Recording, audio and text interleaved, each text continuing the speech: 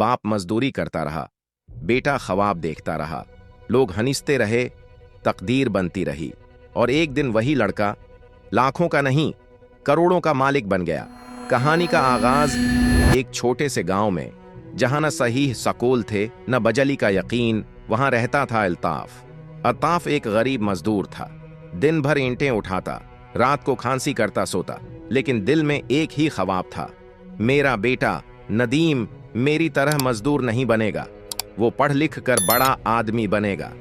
नदीम को स्कूल भेजने के लिए अल्ताफ ने अपने बदन पर कपड़े कम किए, मगर किताबें पूरी खरीदें। कभी दिन का खाना छोड़ा, मगर फेस का पैसा न छोड़ा। लोग कहते, अल्ताफ इतनी मेहनत किस लिए, तेरे जैसे लोग कभी कुछ नहीं बदल सकते। लेकिन वो मुस्कुरा कर कहता, अगर मैं कुछ नहीं बदल सकता तो फिर मेरा रब किस दिन काम आएगा। नदीम की मेहनत का सफर। नदीम बचपन से ही माँ बाप के पसीने को पहचानता था। जब कभी दोस्त पैजा खाते, वो स्कूल के कोने में सूखी रोटी खाकर यही सोचता, आबा की मेहनत मेरे ख्वाबों का ईंधन है, मैं उनको जाया नहीं होने दूंगा। नदीम दिन को स्कूल, शाम को ट्यूशन और रात को घर के कामों में लगा रहता। इसके पास फैंसी यूनिफॉर्म न थी, लेकिन नजरें रोशन थीं।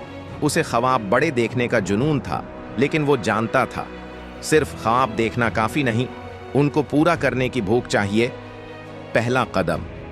पहला कमाई का जरिया 12वीं जमात के बाद नदीम ने यूनिवर्सिटी का दाखिला लिया, लेकिन फेस वो कहां से आती। बाप के पास अब हड्डियों में जान न थी। नदीम ने ऑनलाइन फ्रीलांसिंग सीखना शुरू किया। यूट्यूब पर दिन रात वीडियोस देखकर उसने ग्राफिक डिजाइनिंग, वीडियो एडिटिंग और बाद में कोडिंग सीखी।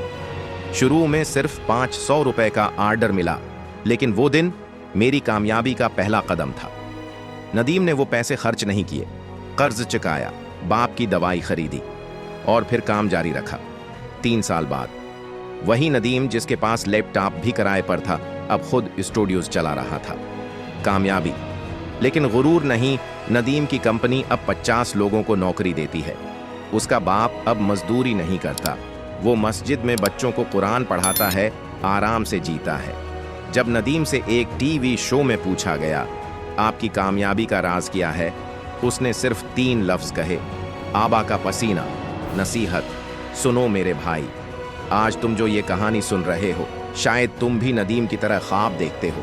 शायद तुम्हारे पास भी वसाइल कम हों, लेकिन याद रखो, गर्बत तुम्हारी कमजोरी नहीं, तुम्हारा ईंधन है। तुम्हारी भूख तुम्हारा सबसे बड़ा हथियार है, और तुम्हारी दुआएं तुम्हारी माँ की आंखों से निकलकर रब तक पहुंचती हैं। अगर तुम भी जिंदगी बदलना चाहते हो तो बस 2 काम करो। 1, शिकायतें बंद, कोशिश जारी।